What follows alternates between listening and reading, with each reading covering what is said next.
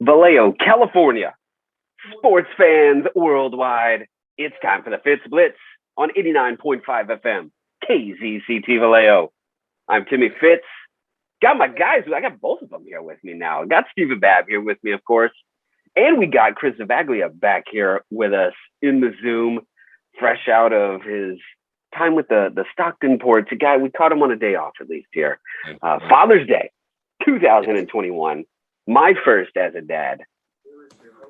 I'm loving it. Yeah, congratulations. Yes. Thank you. Welcome. Yes. Welcome. Yes. Thank you. Thank you. Here she is, kind of half passed out in the car seat earlier. There you go. Look at all that hair. She came out with a lot of hair on her already. Yeah. Yeah, absolutely. She got that from Lonnie. Yeah. Yeah, definitely. Little both. You may hear her in the background at some point. We'll see. She's been sleeping for about an hour, so sometime within the hour she may pop back up. But happy to have both of you here with me on this episode of the Blitz. Bab, a happy Father's Day to you as well. Yes. Thank you, sir. Thank you. Yeah, happy you got Happy Father's Day. It's been. Go ahead. Yeah, we're back on Zoom. Yeah. Love it. Love it. It's an interesting kind of adjustment. I actually, funny enough, have not used Zoom in so long that it removed itself from my phone. And so I was having issues trying to, and I'm trying to figure out a login that I didn't even need that for some, okay. Yeah. So this is sorry guys, it'll take me a second to get used to the Zoom thing again, I guess. Hey, we're back in it. And we got Chris Zavaglia back with us. Chris, how are things going with the Stockton Ports? Tell us what's going on over there. Yeah, things are going good over there. It is everything that I thought it would be, and then some. Basically, I was telling you before the show that it's an SID type role. It's media, so I'm doing social media. I'm doing Instagram. I'm doing Twitter. I was in charge of our game day, headshots for the website and everything. That was cool because we ended up, on a side note there, we ended up getting our headshots being the example for how to do your headshots right. So that was pretty cool. Yeah, that was good. First weekend, I was like, okay, that's pretty dope. So, so that was cool. But you were the example for the rest of what used to be called the California League, or? Yes. So basically, you have all teams were given a Google Drive, and you would upload 3 different variations of your headshots there. And teams were lacking. Teams were not knowing how to use Google Drive. Teams were just clueless.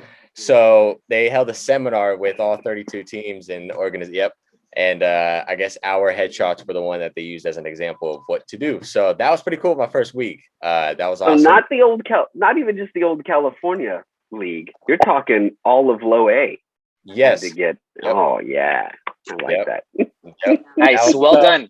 Yes. Well done. Yes. Easy. Yep. That was cool. And then so we're starting to, I'm in basically with this role, I've been accustomed to being the almost guinea pig, if you will, with a lot of news for the team. So I'm in charge of creating highlight videos after every game. Doing all that, compiling that together, cutting it, publishing to the website, getting it all on social media platforms and whatnot. Obviously, baseball every day. So we're making the graphics every day. We're anything media related, you got it. So it's been awesome, being around the ballpark every day. Even when the team's on the road, you're still going to the ballpark, you're still working. And my office is the press box. And so it's actually the broadcasting booth. So I got a view of the field every single day in my office, get a cup of coffee going in the morning, and I'm all smiles, baby. All smiles.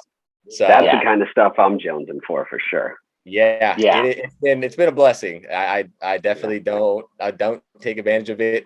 Every day I'm in there, I'm like I said, how could you not be happy? So doing that. But the team, we're struggling so far this year. We're in okay. Yeah, we're in last in the Northern Division. But if we were in the South, we'd only be about a few games out. So that's good. We just took our first series win about 45 minutes ago against Fresno. Okay. So we finally got our first series win, so that was cool. But it's been awesome, seeing all these young prospects for the A's. There's a lot of them to be excited about. Obviously, Tyler Soderstrom, who is the A's #1 prospect. He has been a joy and then some, being able to see on a daily basis and being able to cover. I wrote a little article on him too that was in our second Game Day magazine. Just did a quick little blurb on his upbringing and whatnot. So that was cool to do. But yeah, the team overall, there's a lot of players to be excited for. And I think we have 4 of the top 15 on our team right now. Okay. But seeing the other prospects in the game too. We got the Angels, Inland Empire, Fresno Grizzlies. San Jose. We've seen a lot of San Jose in our first few homestands. And Giants fans, Steven, let me tell you, you should be really happy what Farhan has done, because that team is good and good. They are Marco Luciano, Luis Matos, Toribio. They got a lot of pieces and a lot of tools. They got 10 of the top 30 prospects on that team alone. So you can see, and they're sitting at the top of the division in the Northern Division. So you can see why that team's already doing what it's doing. So do you think the Giants and the A's farm systems are in different stages? Like right now, as the Cardinals are looking to try to make trades, like they've got a ton of good prospects and a lot of talent, but nobody's ready to really call up right now. Yeah. So I'm wondering what's the comparison, like who's further along in the Giants and A's farm as well in that. I would give it to the Giants right now. Yeah. I think that if you look at them, they have a lot of position players that are really good. Like I said, Luis Matos, Toribio, Marco Luciano, those 3 alone, I think, and Clark Schmidt, I want to say, or Casey Schmidt. They got 4 top 10s and, like I said, 10 top 30 on their team. So if you look at them, 1 through 9 throughout the lineup, those guys can hit, and they got a lot of pop. I think in our series alone, let me give you a tidbit real quick just to see. In our 6-game series against the Giants last week, not this past week, but the week prior, they hit 19 home runs in 6 games against us. Whoa. Yeah. They hit 19 home runs. Yep. That is dope. They got a lot of power. And their starting pitchers, they're all really good. One of them is Ragsdale, that was in the Sam Coonrod trade this past off season. He's on that team. He's a good guy, big burly guy that can really work downhill. 95, and again, that's the thing too with a lot of these pitchers is even out of the bullpen, these guys are throwing 95 plus. And with the A's, like I said, we have a few guys on our team that are some of our top prospects. We don't have 10 of our top 30, but as far as our pitching is where I think the A's are kind of behind on the Giants on. They don't have any high-end type prospects. I think on the pitching side of things, I think we have 1 top 10, and he was an 8th round pick at a high school in 2019, I want to say. But still a lot of guys to be excited for on the A's as well. There's, a lot of those guys are 20, 30 round plus as far as acquisition picks. Still, a lot of guys that can throw, I think we have a guy that throws 100, needs to work a little bit on his command, but, we got a few of those guys, and whatnot. So if I had to give it to someone, I would give it to the Giants. I think that what Farhan has been able to do in his tenure with the San Francisco Giants has been unbelievable. And I'm seeing it firsthand in low A, and I could only imagine what, high A, double A, and even the triple A team is doing, because I actually had the chance to do, we were the alt site for the A's when they had the alt site before minor league baseball started. And so we held a couple scrimmages, and I was working those, and I was able to see, the Giants alt squad versus the A's alt squad. And that, again, the Giants, a lot of good guys. I saw Joey Bart firsthand, Tyro Estrada, a lot of these guys, Sky Bolt, those guys can really play ball, and they are, like I said, they got a lot of guys that are MLB ready down there in AAA as well. So and I think that's the big difference is the A's have to call up the prospects. So, Yep. you know, that when they graduate up, sort of thins out the farm. The Giants, they shopped well for free agents this past offseason, from rotation this year to veterans for the lineup the year before. And just sort of shows the difference of where they each are. Some of that's about the fiscal trickle down, of course, of, you know, what they can afford. Last question I want to ask you about what you've observed in Stockton so far. The eye test of the comparison with the Admirals. Like at our level, the independent level, especially with the Admirals, it's such a hodgepodge. Like someday you may have a guy who made it to AA on the mound for the Admirals, and next day it's some small college rookie trying to prove himself, you know. Lineup, oh, here comes Nick Akins, Tillman Pugh, Okoye Dixon. Then the other times you get to the bottom of the order, and then there's, you know, guys fresh out of a small college looking to prove themselves somewhere. Give us the eye test comparatively between the two levels, what used to be the California League, Low A West or whatever it's called now, and the Pacific Association. Yeah, I mean, you know, I think a lot of it, what we're seeing firsthand in Low A too, is the big impact from the restructuring of MLB.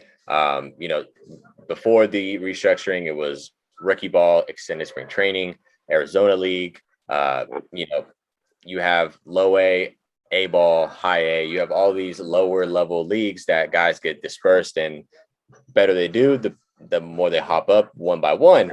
Well, now all of those guys are compiled together, and what we're seeing firsthand, for example, on the A's, is that we have the youngest team in the in Low A on the west side. North and south, we are the youngest team in the league. So we're seeing a lot of guys that are seeing their first professional game at Low A, not rookie ball, not, you know, short season A, not extended spring training. You're seeing guys playing in Low A baseball that are playing their first ever professional, getting their first cup of coffee. Mind you, you know, you have guys that were maybe say on high A for a year or two, and the team brought them down to Low A just to, you know, work on some stuff. So you got some of the guys there. For example, you have a little bit of A ball, and then you have obviously some of the guys that were on Low A previously in 2019. So you're seeing all those guys clump together. And so, like I said, for example, you see us a little bit younger. But if I had to obviously compare it to the Pacific Association, I would say it's obviously better. However, as far as talent is dispersed, I feel like you still get that, you know, compared to for indie ball, you still get those same moments that you do in Low A. You know, the big hitter comes up, like you said, Tillman Pugh, Nick Akins Sr. You know, when those guys come up, you get that feeling, and it's the same thing with A ball. You know, those high end prospects, you're looking at those guys to say, hey, I'm paying attention when he's up. You know, I know he's top 10 for the Angels, for the Giants. You know, so you still get that factor of it in it as well. And then you know that some of these guys are, you know, it's an organizational need, and you know, our manager as well as the opposing manager is getting something from the top and say, hey, I want to play this guy that day. You're you know, this guy's only allowed a certain amount of pitches or a certain amount of innings. So you have all these limitations and whatnot for each player. So it's a lot of mix and matching. So the lineups are changing daily. The pitching, you know, who's starting, you know, who's actually a starter and can give you some longevity. Who can start, and maybe someone who can piggyback off that. So you're seeing, you know, you see a lot of that for us, at least for the A's, just to see, you know, who we have and whatnot. You know, you still get your moments where, you know, you're going to see a kind of an ugly ball game, you know, with some blowouts and whatnot. That's in a lot of errors. That's Low A baseball for you. But dang kid. But if you're but if you know, if you put it in perspective, you know, like I said, you're seeing a lot of these guys are playing their first ever professional taste, you know, and so, you know, what we've seen from one of our players is that, you know, he's 18. The A's, I want to say he's the 4th or 6th round, depending on what you look at MLB.com or whatnot. But he, you know, he had trouble with his fielding, and so, you know, a lot of throwing errors, a lot of bobbles and whatnot, and you know, looking back at the Pacific Association, you saw that quite a bit. But you know, looking back, you know, you get your similarities and you get your differences. Yeah. It's obviously a step up. And what's helped us too is that we have a pitching clock installed. So our games went, yes, thumbs up there, because our games went from, I think we had a 4-hour game close to it on our opening week. Pitch climbers are now instilled and permanently set up. So it's a blockable strike. Our games now, this past homestand that was official, I think our longest game was maybe a little over 3 hours, but a lot of them were 245, 250. So I think that the pace of play too really is a big difference. I feel like any ball did have that dragging feeling at moments, just like any ball game though, if you really think about it. But I think that changes that pitching clock, that timer in between innings. It's a huge help because it does speed up the game. And, and how ugly the game could potentially get, it does make it a little bit better, being that it's so fast paced. So, and I think even just mentally, a clock there for the fan to assimilate that to a play clock, a shot clock in other sports, I think that helps. And I saw it in AAA a couple of years ago, and it was great. And you barely notice it until late in the game. Like, ooh, he took too long. Ball one. Okay, boom, there it is. Good. Yeah, pick it up. Let's go. So that's good to know that it is making a difference, that it's good out there. We are we're gonna check back in pretty soon, sometime around the MLB All-Star break. We'll check in with PJ Phillips again. We're gonna ask him how some of the new fandangled rules are going out there in the Atlantic League. The double hook, like we talked about, where the DH is gone when you take out the starter. Luckily, it seems like PJ's got a lot of guys who can do quality starts, so they are running away with things in the Atlantic League right now as the Lexington Legends. So that's exciting to see that our old guys are running it over there. PJ running it, the kind of the jewel of the Atlantic League right now. They are on fire, and it's we got to see, what was it, Tillman Pugh driving in Chris Fornacci. That's been happening a lot, so that's pretty great to see. So it's been good that they're out there being successful, even if we can't see them. Bad, we're just stuck rooting from afar here at this point, but we'll take it. Yeah, it's actually it's really cool though, because you see them up close and personal like we did. Even me just for a season, but then you can see them off afar. It's almost like your kid going off to college, and I don't mean to make it that basic of a comparison, but that's almost the feeling you get as you watch them have success somewhere else. And it's really kind of a cool thing to do, and, to really just root them all on from afar. Yeah. Yeah. So we'll see how some of those new rules are treating them there. What other ones are in effect for you guys, Chris? Is there anything involving the pickoffs or anything? What else was for you? So for us, it is the pitch clock being installed, as well as the pickoff attempts. So you have 2 pickoff attempts, and then if you don't pick them off on the third one, then it's a balk. Man. So we haven't seen it because, I mean, if you think about it, you're not going to see that too much unless the guy's maybe taking a humongous league, or he's just, playing with the guy, playing cat and mouse game. But I mean, we see just the occasional pickoff. Maybe rarely you see 2 in the same at bat. Okay. I haven't seen it firsthand, but I know that it's happened. But that's the one that's being installed and issued in low A. Okay. Yep. So I'm curious about that one, because in the Atlantic League, it definitely led to base running wildly, especially by that former Vallejo Admiral, Darian Sanford. In fact, there was a Jason Stark article in The Athletic where Sanford got mentioned, as they're talking about these rules happening in the Atlantic League. They talked to somebody in the Atlantic League, and he's like, oh, you got guys like Darian Sanford who would turn a single into a triple in 2 or 3 pitches. So, it definitely, triple, just the whole picking up your foot before the pickoff, much less the limits on how many times you could pick off, we're having a big effect as well. So we'll keep track of that. We'll check in with PJ on that, and we'll see how some of those rules are treating them out there. And same for you. We'll keep checking in with you, Chris, when we have some of these off days, the rare. You like that Monday off? Is that nice? You digging that? Yeah, Mondays, because during a homestand we'll work 6 days every game. But even on the Monday, I'm still working.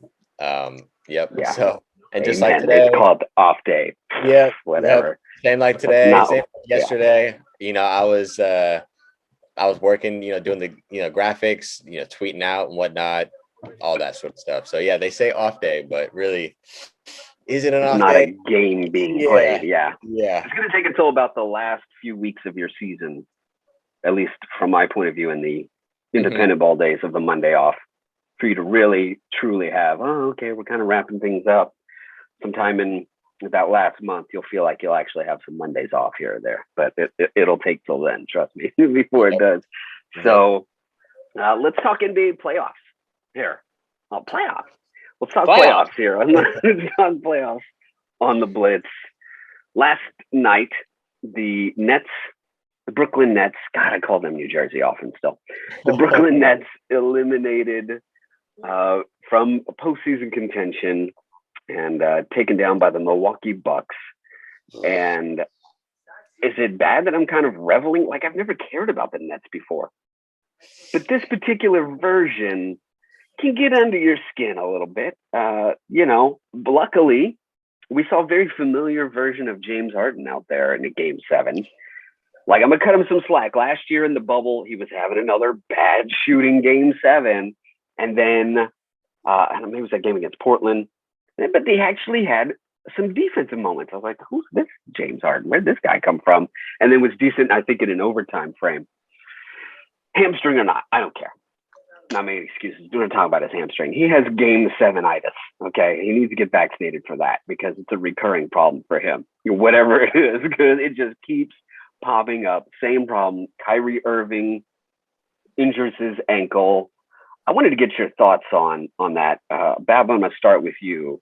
People were trying to talk about, oh, that should have been a foul on Giannis the way he came in there and undercut, you know, got under the landing area of Kyrie Irving. I'm like, I'm not shooting a three. This is a scrap for a rebound under the bucket. Your thoughts on that, Bab? I think that overreactionary commentary from all of these outsiders is insanely inaccurate and unneeded, to be honest. I mean, seriously, it's like almost like cancel culture, right? They want to go in and blame something and like take it out of the game. It's like, actually, no, these guys are in a scrum. Things happen in NBA basketball game. People, hold yourselves. People actually get injured, no matter if there was a long off season or a bubble last year, LeBron. People get hurt. It happens. Yeah. It's part of the game. Learn to live with it. And Kyrie Irving, he's been injured his entire career. He gets hurt every season. He goes back to high school when he's never played a full season when available. Now, it got a little bit better the last couple of years, but he gets hurt. And you have to be able to, if you're running a team, account for him being off the court.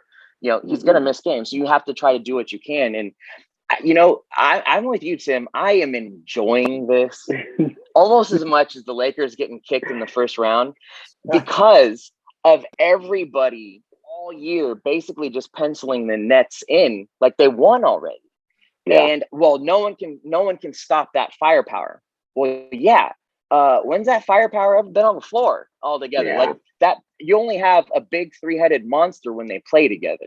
And going into the playoffs, I was like, you know, you and I, Tim, talk about it on the shows. Like 8 games isn't enough for chemistry, no matter what your firepower is. And then we start to see the issues in the playoffs. And then everybody, almost consensus, was the Nets will do it. They'll figure it out. They'll put it together. The playoffs a different monster. These guys are pros. They'll do it. They make the conference finals, and you guys were anointing them champions before the season started. Yeah.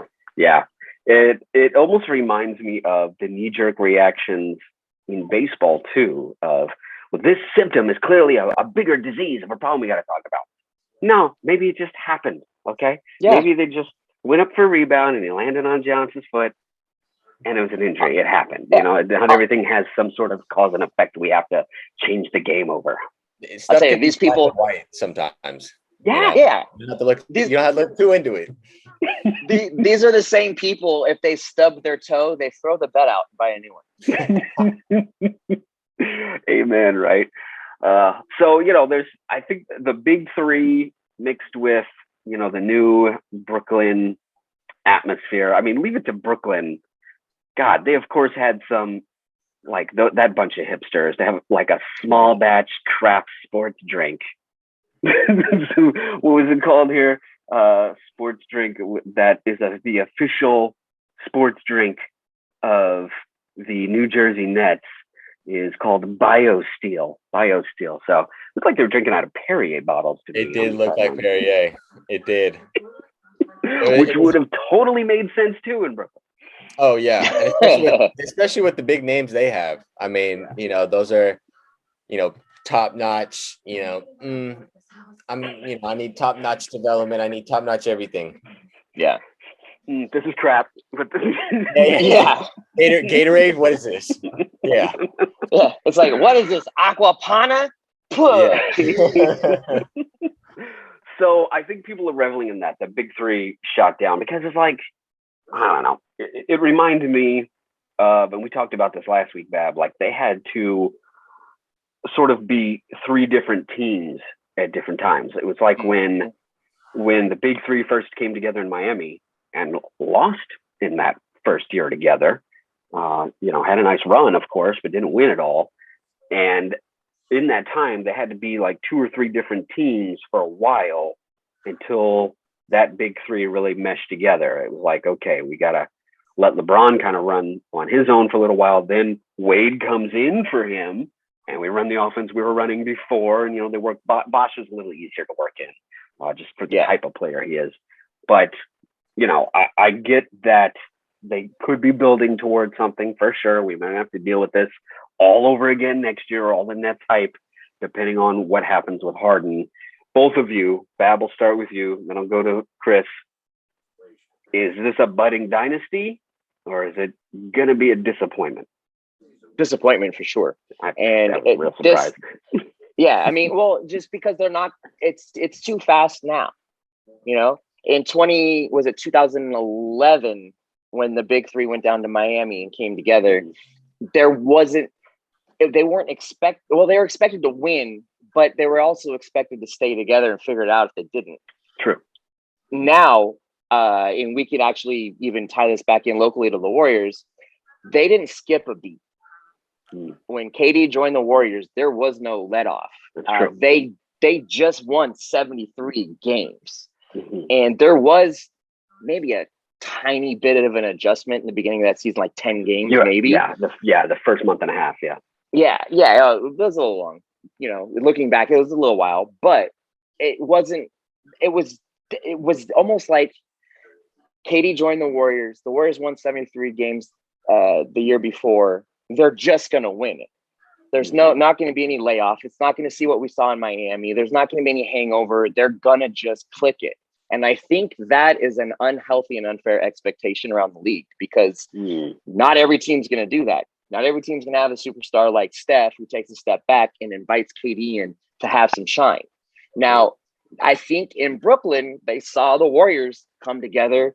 They forget 2011 even happened and thought, okay, we're just going to be able to pull this product out of, the offseason, push it out on the court. Everything's going to be fine. Well, except KD's coming off a major injury. James Harden is out of shape.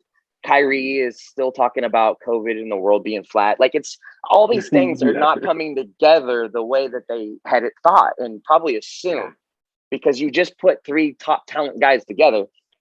Doesn't mean it's going to work. Yeah. Yeah. With a first year coach and Steve Nash. So that's at least maybe a sign that they could build. Chris, your thoughts on, KD looked similar to what we used to see. A couple 40-point games there at the end, 40 plus. But there were maybe moments where he couldn't quite accelerate like he used to. Couldn't quite beat somebody off the dribble like he used to. Maybe that changes in a year. Kyrie's kind of all over the place. James Harden is James Harden. Your thoughts on this team moving forward?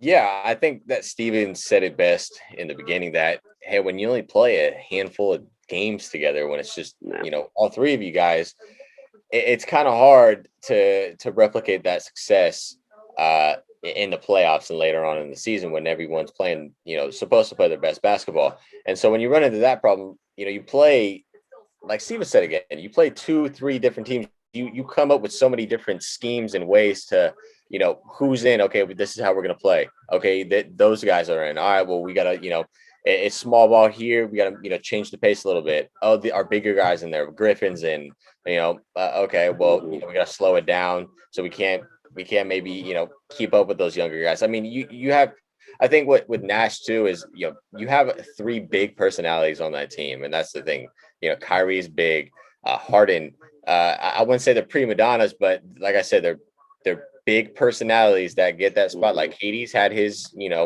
his situations on and off the court. Harden too, Kyrie too. And so when you got to deal with all that on a daily basis, I mean, Kyrie leaving, not even telling anyone what he's doing, going MIA, it kind of builds a divide at some point, and no matter what they say, I mean, when you're not playing collectively as a night, you kind of feel like guys aren't 100% into it. You kind of feel like, those guys that are coming off the bench that are aiming to start on a daily basis, you might think that, say, hey, like, I'm busting my butt out here, and these guys get to, do whatever the heck they want, sit out as long as they want, play whenever they want, and they get thrown in here and they can't even step up when needed.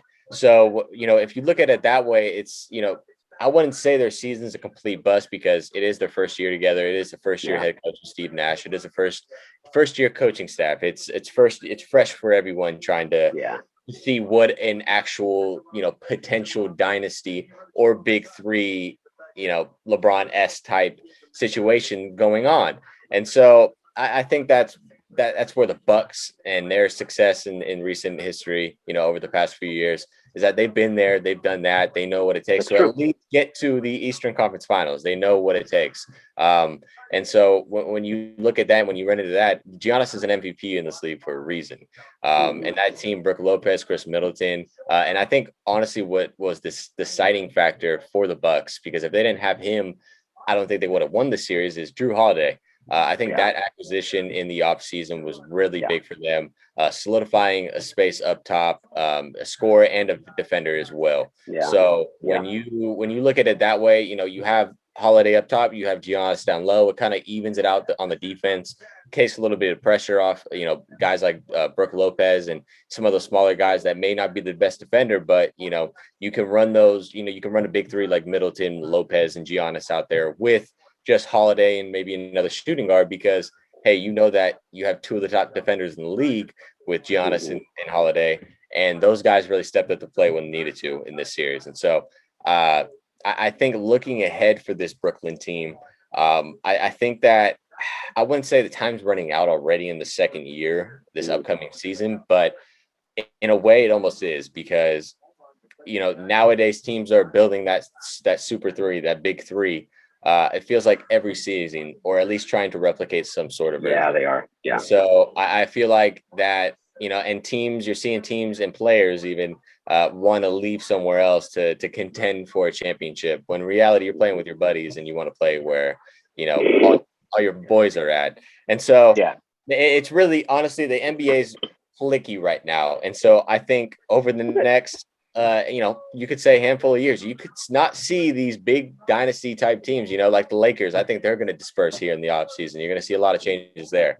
And they got a championship out of it, but I don't know if you're ever going to run into a Heat era, Warrior era again, because of the changing pieces so much and happening so frequently and often that it's going to be hard. Those teams that stay together, those are going to be the teams that end up winning it all and being in later on in the playoffs every year, because those teams are going to be able to build the chemistry, a foundation and whatnot. Because like Steven said, and again, Steven brought up some good points again, it's hard to just because you have 3 of the top guys in the league, no matter who they are, it doesn't mean they're going to play together well.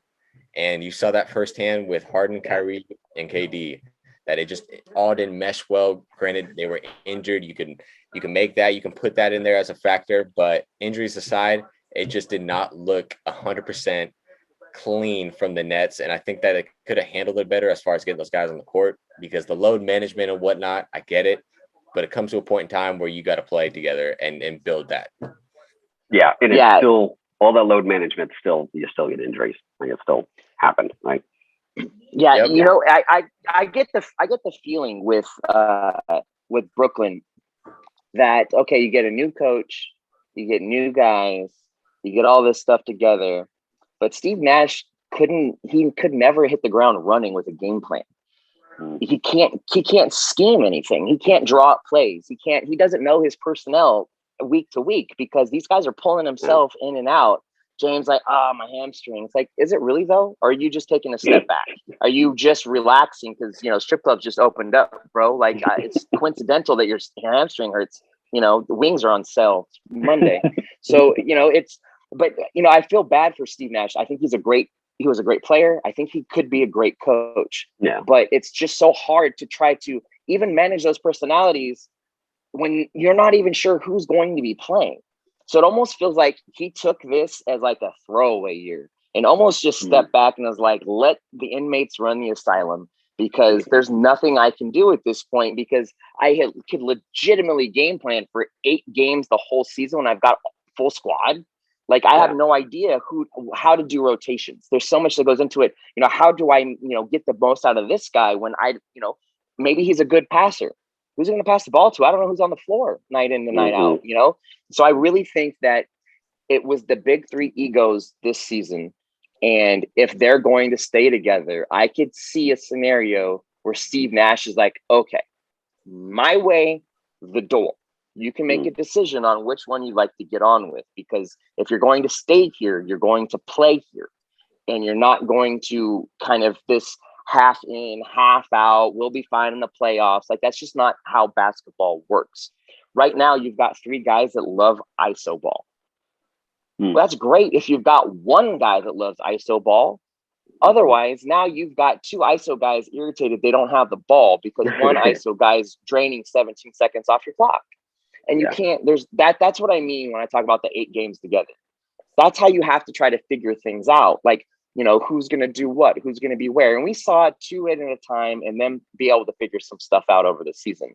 But okay, you're still missing a piece. When that piece comes back, how are you going to fit that in? And it's just, I really feel bad for Steve Nash. And you made a funny comment, Tim. You called him Steve Kerr light, I think is what you called him. And I feel for Nash, like he was put in a bad situation from the get-go and they still made it to the second round. It's not a failure. It's a fail because they were penciled in to win. But technically, if you're Brooklyn, you take a step back, we're in the second round of the playoffs. This is fantastic. Yeah. I think it's one of those things where the prognosticators and expectations were a year ahead. Yeah. So I think they're going to be a threat next year, depending on what they keep together, how cohesive they get. And we'll see how things shake out differently next season with everybody together. Atlanta knocks off the Sixers as well. Another surprise for this one. And Trae Young had kind of a crappy game, at least a terrible 3.5 quarters in this one. And then sort of came together late at the end. It was Huter carrying them. So that's interesting. The fact that he has an off game and they still beat the Sixers. I think the Sixers have a lot of flaws, just to be honest with you. Somehow they ended up the 1 seed in that conference. But they ended Embiid's got flaws. Simmons has a ton of flaws. I didn't like that Embiid finished second in the MVP voting. I wasn't feeling that in the least. Like, we're of course biased out here, but he didn't carry that team to that extent like Curry did out here. It just, that bugged me. I was fine with Jokic winning it all. That made sense. Yep. But boy, Embiid it too. I wasn't feeling that one. So they've got flaws. They're going to have to address who they're keeping out of there. Poor Doc Rivers again has a team flame out on him. I feel bad. I do not say poor Doc Rivers. You get what you get. It's on him. It's Clippers 2.0 over there right now. That's a little bit the case, right? So, and it's one of those things where a Doc Clippers team, you could see attitudes and you could see personalities and you could see chippiness and you could see this that Doc allowed because that's who Doc was as a player. And it doesn't.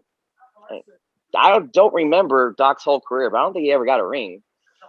And I know he wasn't on one of those Laker teams that won. I thought he won one with a Laker. Maybe at the end, as an ancillary guy. I mean, he's not on the floor making a big impact, but we're kind of seeing that in his teams that he coaches, right? We're seeing his personality on the floor. And it just, it doesn't work a lot of times. And those Clipper teams were a lot better than I think what the Sixers team is. They didn't go anywhere. Yeah. And now you've got this core of Sixers. You finally shed the trust the process. You got away from that. You've got pieces. You have Doc come in, and I see a lot of shakeups coming. I see Simmons gone. I see Doc doing Doc GM things. But if you're a Sixers fan, you have to kind of be worried about that because you've not seen it translate before. And now you're in a situation where is he going to like tear down and rebuild? Like you've got too many pieces. You're too close to getting there. You don't want to rebuild. And I think Doc GM, I think will look at it from that point of view. Yeah. We'll see if they move some parts to try to pry some draft picks away from Oklahoma City or something. I know that's what I'd be doing. Hey, you got like 9. Can we have a couple for Embiid or Simmons, whatever you're after here? I'd certainly be on that phone, but I think they have a bit of a flawed roster. It was nice to see Seth Curry at least blow up in that playoff. That was good for him. Seth was amazing. Yeah. Now when in doubt, throw it to a Curry. Yeah, amen. Right. So we've got Atlanta, Milwaukee. We took each other's baseball team series. Right. We had the Brewers. Came from Seattle, actually. It's just the Braves that went down to Atlanta. Okay, all right. So this matchup is intriguing, and at least there's some like I know Bab, you're already suspect. You're like, ooh, they got 2 smaller market teams in here. This is strange. I'm not sure who they're gonna favor on this. They at least each have star power. You can't get this far without some star power. Without Giannis, without Drew Holiday, Middlebrooks, Lopez. On the other side, Trae Young's, clearly a star. You match him with Capella, Huter, Collins. You sort of get some things from elsewhere. This series says Milwaukee. It does. Like, I find Giannis to be flawed. Like, at some point, you got to have some 10, 12-foot game in your game. You know what I'm saying? Like, he comes in and people are just backing off of him and he has to try these spin moves. Like, you can spin around all you want, dude. I'm 4 feet off of you, daring you to shoot a free throw line jumper. Like that's always been my issue with him. People like, oh, you think he's better than Jokic? I'm like, no. There's a difference in like, how I railed on the whole new school idea in basketball. Like everybody has to shoot threes. I don't need everybody to shoot threes. I don't need Zion or Wiseman to shoot threes. I don't need that. But I need a little 12-foot game. Need some mid-range, need some 15. I need you to, be able to stretch things out, make the defense keep honest with you. So even though he has that flaw, they have all these other parts that can step in. On paper, this all says Milwaukee. But we just saw Atlanta take the paper in Philly and shred it. And so that's why it's a bit of a conundrum. I am going to go Milwaukee. I'm going to say the Bucks on this one. I think, Chris, when you alluded to playoff experience, that's going to be a difference maker in this as well. Who you guys got? Chris, I'll start with you. Yeah, I'm going to go with Milwaukee here. I just think that when you look at the teams player by player, Milwaukee just has too many bigs, and they're athletic bigs. They can really stretch the floor. And that's the one thing I really, really like about this team is that they have a lot of bigger guys. They have Brook and Robin Lopez. They got Giannis. They have Chris Middleton. They got 5-6 guys. I feel like that come off the bench at 7 foot plus. So, but they're all also athletic too. And so, having that speed out there along with Drew Holiday and company, compared to Atlanta, Atlanta's a good team. Don't get me wrong. I love Trae Young and love what he's doing there down in Atlanta. But I just feel like when you compare the 2 rosters and coupled with Milwaukee's playoff experience, it's just going to be too much, I think, for Atlanta, despite Atlanta's hot run. Trae Young is, and the Hawks are really feeling themselves. All power to you. Feel free to party all night long tonight, because guess what? This might be the only opportunity as far as this season that you get that excitement and you get that, okay, we won. Because heading into this series, like you said, Tiff, I mean, on paper, it's Bucks all the way. And I feel like with a lot of this, offensively, defensively, especially defensively, I think the Hawks are going to run into a big problem. Let me tell you, Trae Young is going to have a hard time with Drew Holiday on him. Yeah, that's the difference, Trae right? Young Yeah. is going to be. He is going to have his work cut out for him. And I think Giannis and all those guys down low are going to be able to protect the rim. So Atlanta's going to have to rely on the outside shooting, and it's really going to become dependent on whether or not they can consistently hit their threes. If not, that's their only chance of winning the series and competing. If not, then I have a gentleman sweep, 5 games going to Milwaukee.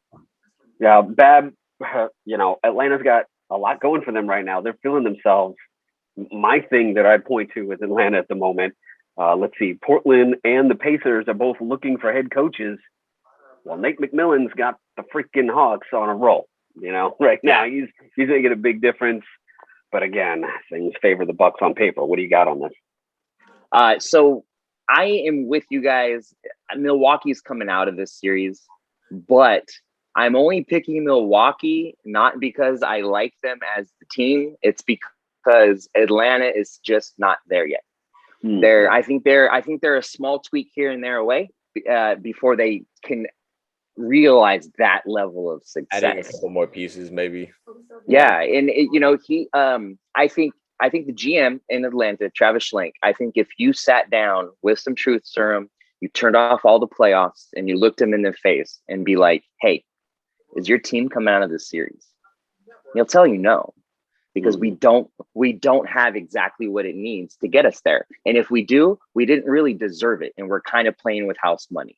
And he worked with the Warriors, and I think similar to Bob Myers, has patience. Nobody else has any patience anymore in professional sports. They're willing to sit and be like, "Hey, we're riding some success right now, but guess what happens next year when we actually identify our weaknesses a little bit better and make some more adjustments? Then be scared of the Atlanta Hawks." Because then McMillan. Yeah, full season with McMillan, a couple more pieces here and there to help out Trae, because you'll see them, if they don't do that and make those adjustments and fix some of their problems now, you'll see them be the James Harden Houston Rockets, where they live by the 3 and will die by the 3. And if you don't have any other aspect to your game, you're not winning a championship. And Travis Schlenk, coming from the Warriors, realizes that, it's not all happening. Rome was not built in a day. You won't build a championship team in one season or one off season, that it's going to take some time. And he's already taken that franchise that had no eyes on it since Hakeem the Dream, and turned it completely around. Like, if you go to Atlanta, they're like, the Hawks, we even still have a basketball team. Yeah. And then now, the past couple of seasons, it's starting to build this momentum. And so you feel what's coming out of Atlanta. They're just not there yet. Now, Milwaukee's winning the series. And I think, maybe 5. It could possibly go 6. But they're another team that's not ready for the big stage either. And it's Giannis saw way too much success personally too early, because now I think it's too late for him to fix his game. I think his ego won't let him do it. Was he been in the league 5 years now? You can't develop a 15-foot shot in 5 years. You're not going to develop one. It's too late. Right. And if he does, it will be because he had to take a step back and is no longer the number 1 or even number 2.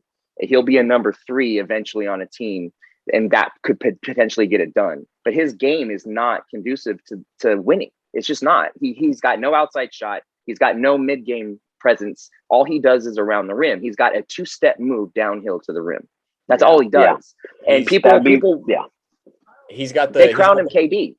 Yeah, he's got the build. He's got the build of a 4/5 stretch player nowadays, with a playing ability of an old-fashioned 5. Yeah, he just bingo.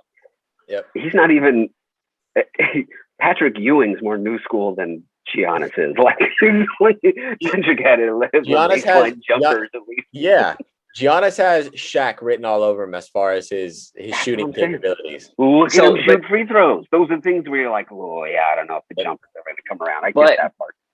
But going back to my ego point with Giannis, that we see that as his game.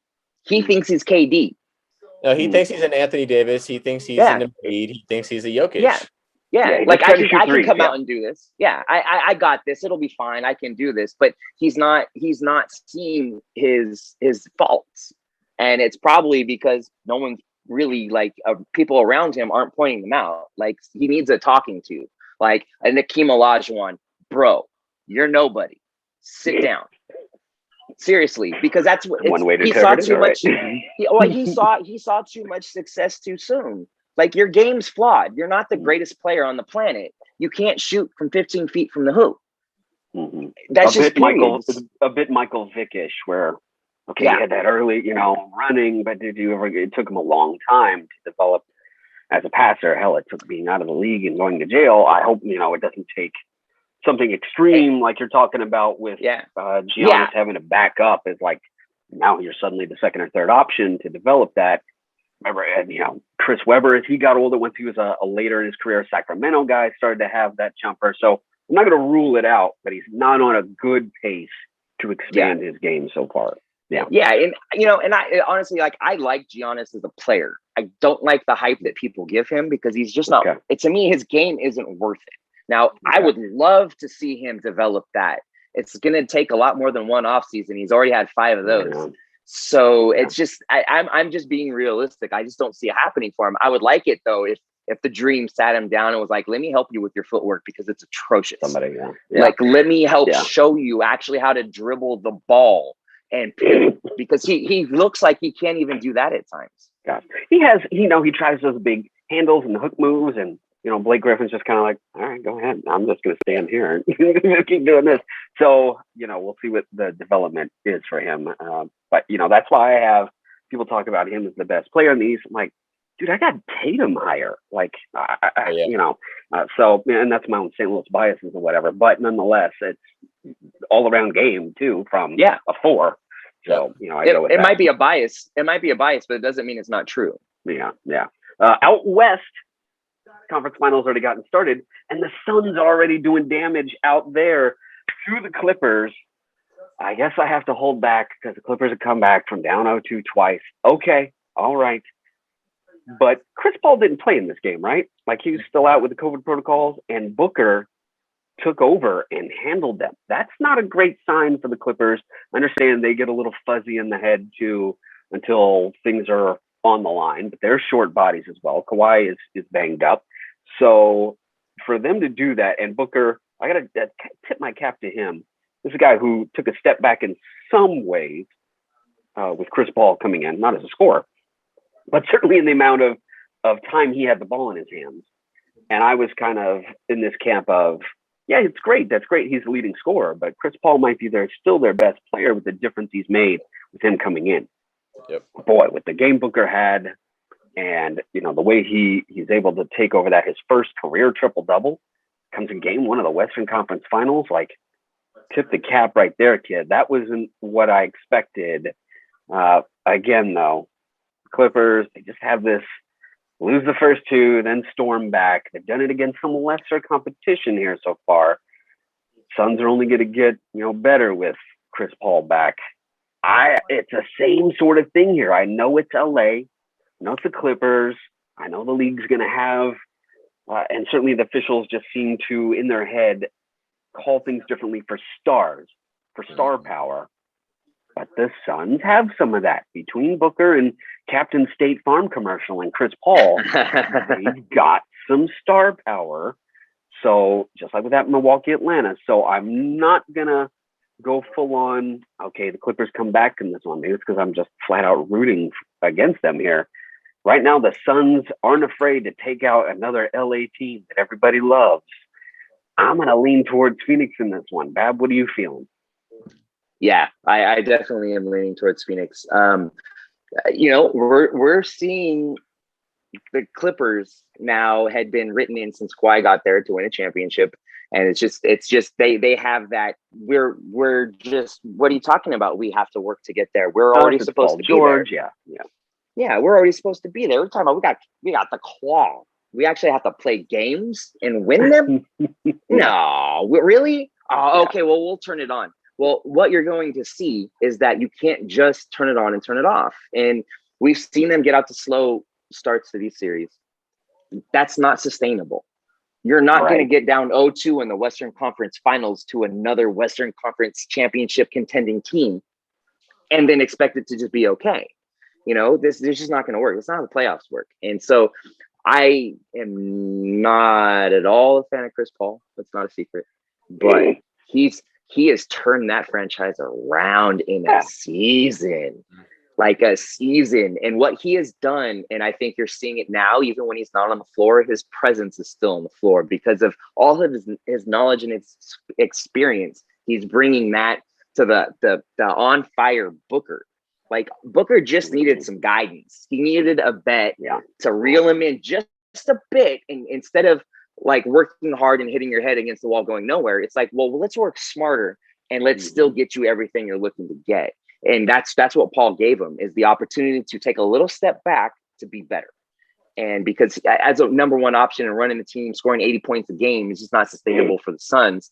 And bringing Chris Paul in is like the calming veteran force. And this team, is like, it's got that underdog feel, that Cinderella story. But if you're looking at the actual team and how they're playing, they're not Cinderella at all. Mm-hmm. They're not playing Cinderella ball. They're playing like they want to win. And Chris Paul brought that let's win now energy. And you're not seeing win now energy from the Clippers at all. Like they almost seem like they're just cruise control, and they're hoping that, because the stars are aligned, and I think Mercury's still in retrograde, that they're just going to win the championship. So not a stacked roster per se here, Chris Zavaglia. Like, you got Booker, Chris Paul, Jay Crowder, and then it's just a bunch of role players put together. Can they upset these Clippers?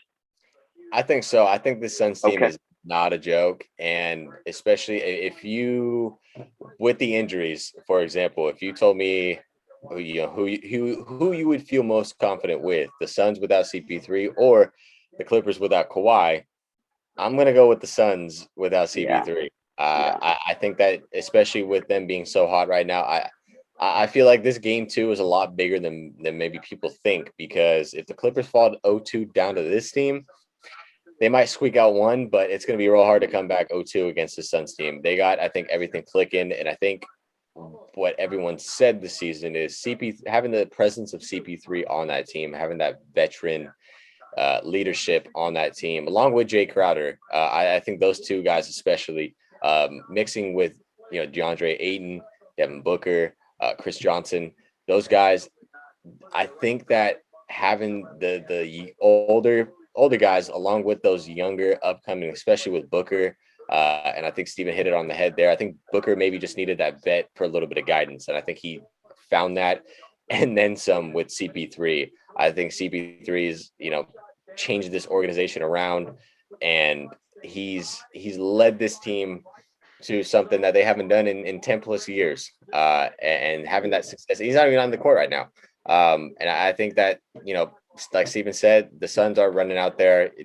Who cares if you're CP3 or not? We're running without you, and we're gonna win, because they're that hot. They have that going for them. Three ball, old school. I mean, Booker's playing lights out, and he's soaking up every bit of it, and he's performing to the fullest, and he's not cooling down anytime soon. And I don't think the Suns are either. I think that if the Suns roll with this series, I think the only thing that could stop them is if they sweep and wait too long in the finals. But I don't see anything slowing the Suns team down, to be quite frank. They have this. Oh, real quick, they have this. I've been there before attitude. Yeah. Whereas everybody else that has been there before has gone lackadaisical. Whereas the Suns are like, yeah, we've been here before, but we haven't. We're gonna play like we have. You guys are playing like you have, and you're not winning.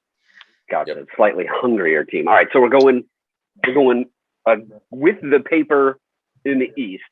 We got Milwaukee, the better team on paper there. We all went with that route. We all had Milwaukee. Okay. Yep. We're going against the paper in the West. Against the grain. Where exactly. So we're saying Phoenix in the West there going against it. I like that. I like that we had one of each. We didn't just go top dog all. Even if we all agreed, we each went against the grain here somewhere in this, and that's in the Western Conference. So also on paper for a long time, this specific paper, being an MLB rule book, has said that substances used by pitchers are illegal. We all remember it wasn't that long ago when your boy Pineda was a Yankee still. That was little, maybe 4 or 5 years ago. His little a handful of years pot ago. of pine tar in his neck. He hit it real well that day. Oh, that was, yeah. I mean, he fooled me. He fooled me. That's for sure. It's been since 06 that Kenny Rogers helped the Tigers avoid a sweep in the 06 World Series with a good chunk of pine tar on the inside of his glove as well that day against the Cardinals. And the old gentleman's agreement, basically, is what's been removed. Because it used to be the managers, it's up to the managers to say something to the ump, hey, go out there and do something about that.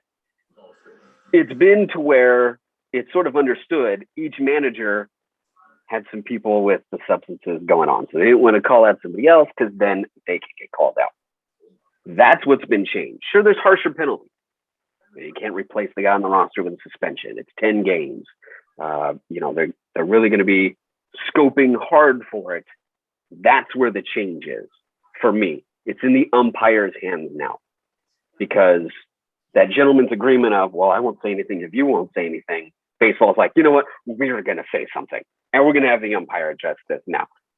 So that's what's happened here. That's the real change to me, is it's in the umpire's hands. They say that batting averages went up in June. Well, so did the temperatures. Okay, well, I'll do this thing about, like, you're going to hear me rail on about the ball here in a second. 2 years ago, everybody's like, oh, see, they went back to the old ball for the playoffs. No, it was just October. It was cold. Okay, that's the thing with the no-hitters, too. It's just freaking cold, guys. Okay, it's baseball. Like, it affects it that way. But there has been some noticeable spin rate changes. Now, a lot of it has been kind of insignificant amounts to me. If it's not 100 RPMs on it, that seems insignificant to me if it's below 100. So some insignificant amounts. For instance, Adam Wainwright, Giovanni Gallegos have had no change whatsoever to their spin rate and velocity. Just want to point that out here real quick. Some of it, I think, is for show for the MLB, to be honest with you. Oh, see, we're doing something about strikeouts. We're totally doing something about it. We're going to enforce this. This is going to fix the 3 true outcomes and all the strikeouts. We're really doing something about it. Okay. All right. Some of it's for show to me. So baseball's doing something. But yeah, absolutely. Yeah. There are some guys pushing the limits beyond pine tar or rosin and sunscreen or Bubba the Clubby's pine tar concoction in Anaheim. Some teams have chemists working on this. You got the spider tack for the strongmen to grip big stones. Like, my gripe in all this is sadly similar to Trevor Bauer. I hate to be on the same page with him on anything. But MLB is cracking down on sticky substances without doing something about the ball. Okay, that's the bugaboo for me. This ball that they keep manipulating historically, traditionally.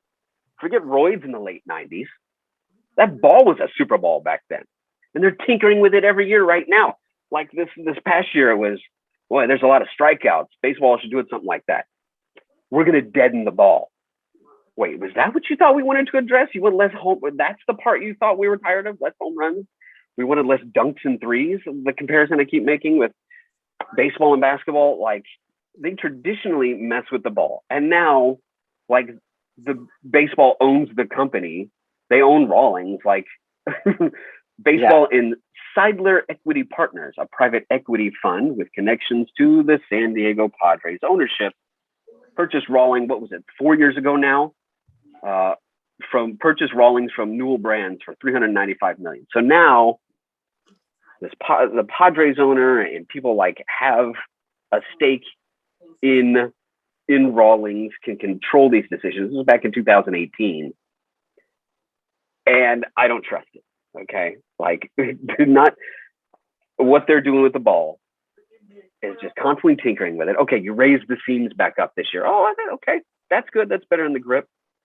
But Rawlings told them in 2014, hey, you should probably go synthetic. If you go synthetic, you have better consistency with the ball, and we can do something about that, the outer layer that maybe has some tackification to it. Rawlings told them to go synthetic, and they're trying some sort of tackification. It's being worked on. That's underway. But I would have waited to roll out this rule change until after they did something about the ball. Now, the players can talk about, oh, hit batters will go up. Like, well, it's already in an all-time high. So clearly it wasn't working. If anything, your effort to create so much spin and snap on that thing has led to more wild pitches carrying inside on people, in my opinion. If I were in the players union, though, that would be my gripe. I'd be up there, with Bauer being like, so, and that's what Glasnow got right too. Like, even if it was a bit off base about, oh, I can't cheat anymore and I got hurt. Okay. Yeah, I get where you're coming from, that the ball is too slick. Even with the New Jersey River, the Delaware mud on it, it's still too slick like that. Something had to be done about the ball before they did this. But I'm sure the union all agreed to it already. Okay, we're using this ball this year. It's enforcement of rules that are already on the books, so that's why the union couldn't really step into this either. They've just taken the gentleman's agreement out of it. But we saw sports writers, I think it's Passan or whoever else, whining about what's baseball going to do about it this year. They're collecting all this data. They're not going to do anything about it this year. So that pressure led to this knee-jerk reaction too. The batting averages dropping, the strikeouts. They're just going to let these offensive numbers tumble and have all the strikeouts at a career record highs. They got to do something about it right now. That's why this knee-jerk response happened. That's why baseball's all, okay, oh yeah, we're doing it. We're putting in this enforcement right now. We're going to quit just controlling, taking in data. We're going to put all the enforcement right now. I know Rawlings is trying tackier baseballs, but they've had bad results in the response. Like, it'll be the same ball. Pitcher A loves it. Pitcher B thinks it's not tacky enough. Pitcher C says it's too tacky. It's such an individual preference with pitching and the grip on the ball and what they're using. I get one to take the advanced stuff that's really cranking up spin rates out of it, especially on breaking balls. I think that's increasing strikeouts, along with the velocity being high. A little bit of a knee-jerk reaction, a little bit of a real concern. And the real concern is going to be, okay, it's up to the umpires. And that's the real change on this for me. No longer the gentleman's agreement with the managers. It's up to the umpires. And so that's why they're not going to be all, oh, well, this is just bullfrog, sunscreen, and rosin. Oh, this is spider tack. And ump's not going to be able to tell that. So that's why they've gone to a blanket approach. But still, it just feels risky to have not done something about the baseball first. Chris, what's been the reaction around the baseball world, even at our level, your level, to this, or fans, whoever? Yeah, I mean, I haven't seen anything firsthand, at least in my perspective. But as far as my own personal thoughts, I feel like, like you said, I don't feel like they should have done it halfway through the season. I think you got to give these guys a little bit of adjustment to work with, and with the baseballs and the question marks regarding that, and slicker, heavier, lighter, whatever the case may be. Stuff has been fluctuating on the offensive and defensive / pitching side of things, just way too night and day. It wasn't a slow decrease, or it wasn't a slow progression. It was out of nowhere. We're hitting, at a league low since the 60s, back when Bob Gibson was the one who ended up changing the mound and whatnot, and which is why they're looking into it again, because these averages are down. So I think with the substances that the pitchers have been using, because like you said, I think every team was using it, and every pitcher was using it on the team, except for maybe a handful or something. But a lot of these guys were using it, starting pitchers, relief pitchers, whatever. And no one wanted to say anything. It was just kind of like, I know what you're up to, you know what I'm up to, and we'll leave it at that. And, the Cardinals kind of, exposed it with that game and Gallegos right there.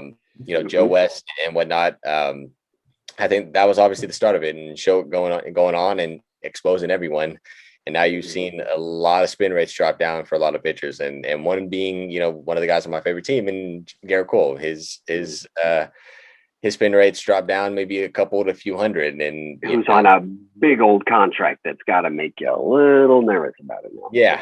So, having that, granted, he had, I think, one bad start and, a couple good starts. So, as far as it affecting him, he came out after that Toronto game. He pitched in last week saying that the ball was slick. He couldn't really get control of it because it was also cold in Buffalo. And just him kind of giving his outburst, just kind of like Glasnow did, like, hey, even like Bauer did, some of these, sunscreen and rosin, that's two things that, okay, so with rosin's on the back of the mound and sunscreen, you're wearing out in the sun to protect you from the sun. Yeah. So, it's not pine tar, it's not anything like that. So, I mean, as far as the stuff that was allowed because, hey, every pitcher's using it, who's not putting on sunscreen and then, going to the rosin bag, get a little bit more better grip. I'm sure every pitcher was doing that. But when it's going to tenfold and going to extremes like spatter tack and all these foreign substances that people are just concocting just because, then it's like, okay, well, what are you really doing? Are you really getting are you just trying to play around with it? Because like you said, hit by pitches have been up. And so, are you really getting control or are you just playing with new stuff? Because I think what really threw it away was, these guys and guys nowadays coming up thinking, hey, I want to experiment with this and, kind of honestly blowing it for the guys that have been using it for years and not, giving them any spotlight to it. And now you have these guys and the kid from Cleveland too, that got called out from the White Sox broadcast blatantly. That went viral all over Twitter. That was blatant right on his hand or on his glove. Yeah. And it was just like, okay, well, guys are just not thinking now. Players just think they're invincible and nothing's going to be done. And I know there were 2 memos that were sent out to teams. I know one was heading into the 2020 season last year before COVID. And I know that one of them was this past March as far as foreign substances. So MLB has sent somewhat of a memorandum or a guideline of what's foreign and not able to use and what could be potentially allowed. And, we're not going to look into it. And now that you've seen players take advantage of it and, caught on camera and being called out on a live national broadcast, and then you got some question marks and now you got to do something about it. And as far as opponents go from MLB, I think that you're suspended with pay. Okay, that's cool. But then you also screw over your team because they're not allowed to replace you on the roster spot. I just kind of go all back to, all right, you want to do this, but nothing was done about the Astros World Series. But I'll go ahead and just leave it at that. I guess since you didn't need immunity for anybody to get the real story on a doctored ball, you could just grab it, test it. Which is why Garrett Cole literally said, I'll have a discussion about it. Sit down with me. But Bab, your thoughts on going zero tolerance on this, and the tough situation you may find an umpire in, and you can't wear sunscreen at a night game. Okay, well it's late July, the sun's not setting until 9. I'm pitching, I'm the starter. I can't have sunscreen. Like, it's gonna be. What do you think about enforcing this? Your thoughts on it? I mean, sunscreen and rosin, that's part of the game. That's literally part of the game. There's a rosin bag behind every mound. I've been watching baseball since 1986. I've always seen one. Yeah. It's part of the game. Now, I understand Major League Baseball has a concern. Whoop-de-doo. You have a lot of concerns. Major League Baseball, Manfred, I'm looking at you. Spin rate is not a concern that you should be worried about right now.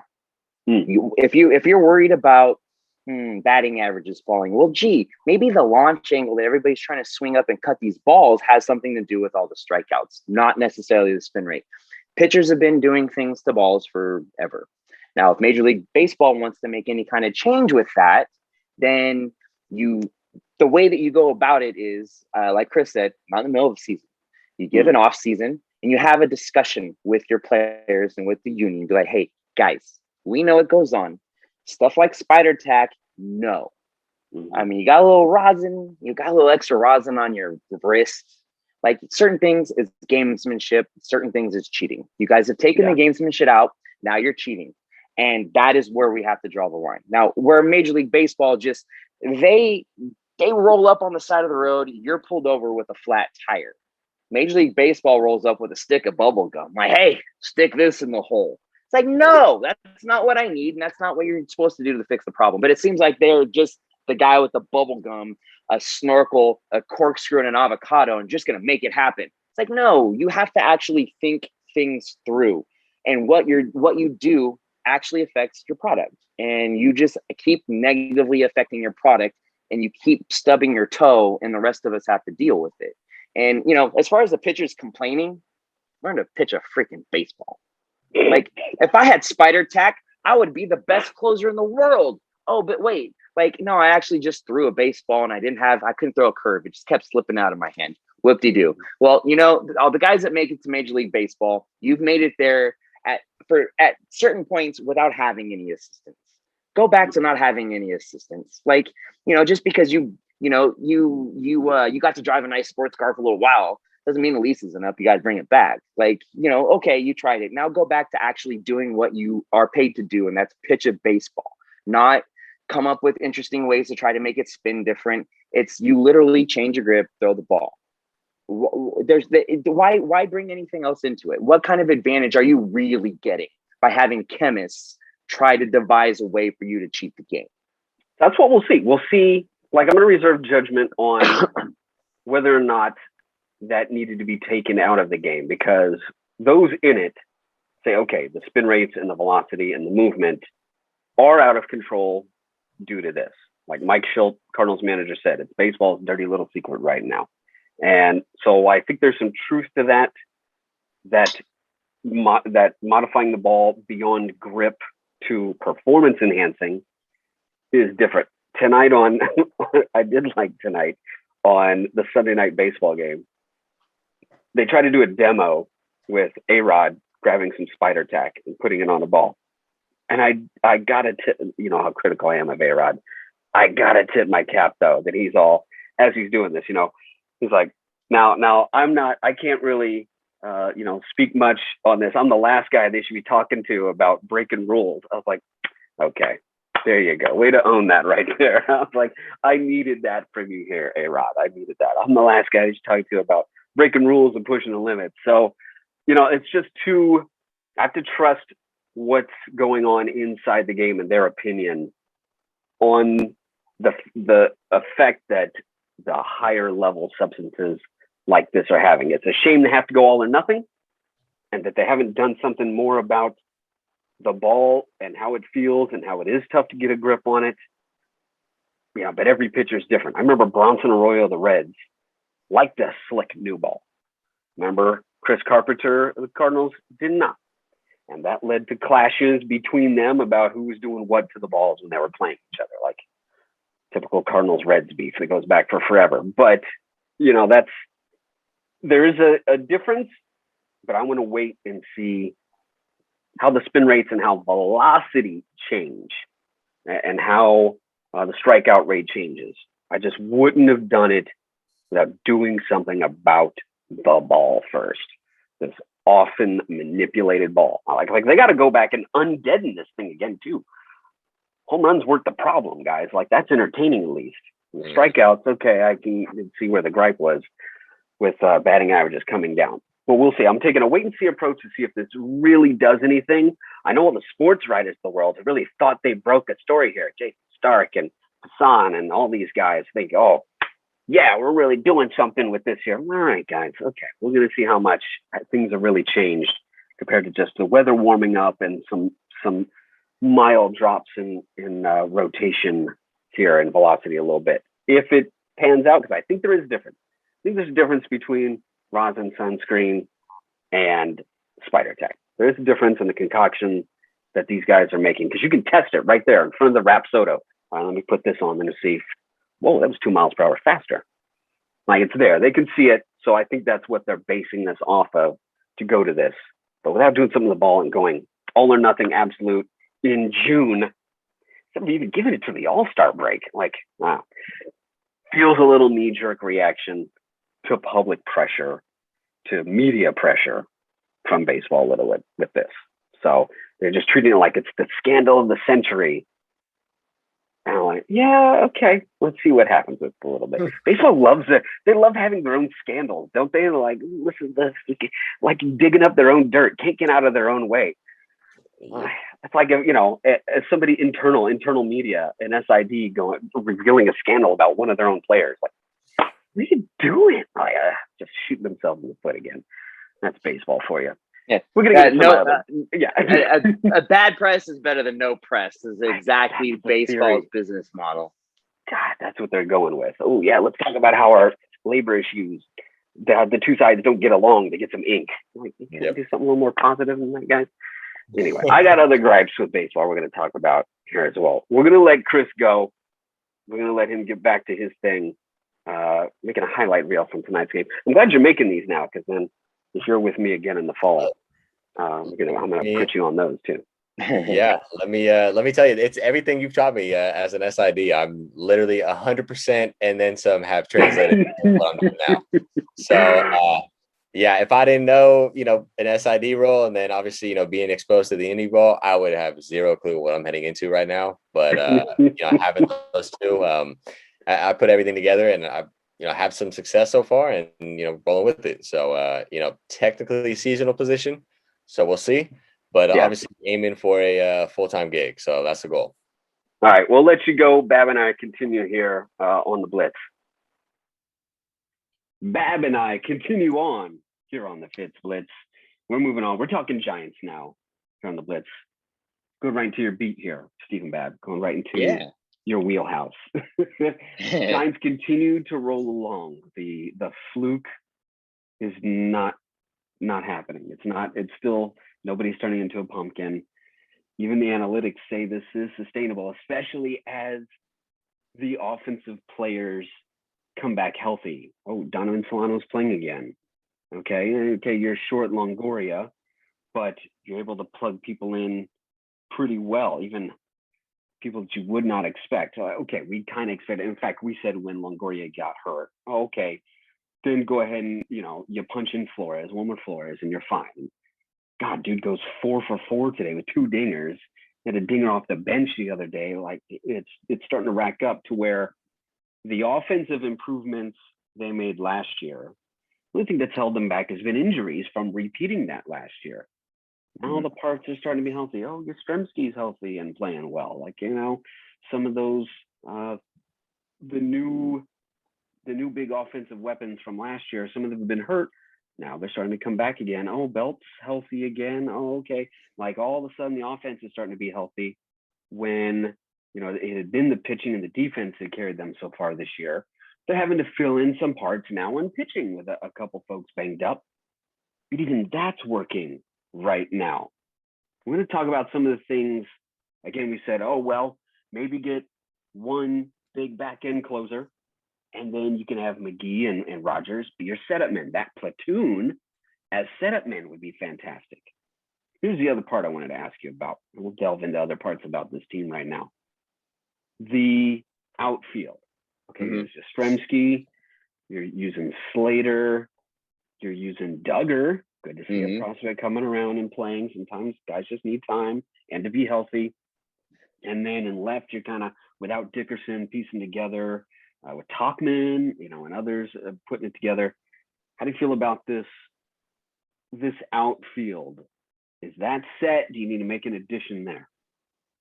You know what? I actually feel the best about the potential of this Giants outfield than I think I've ever felt about a Giants outfield, just because left field has been a problem since Barry Bonds retired.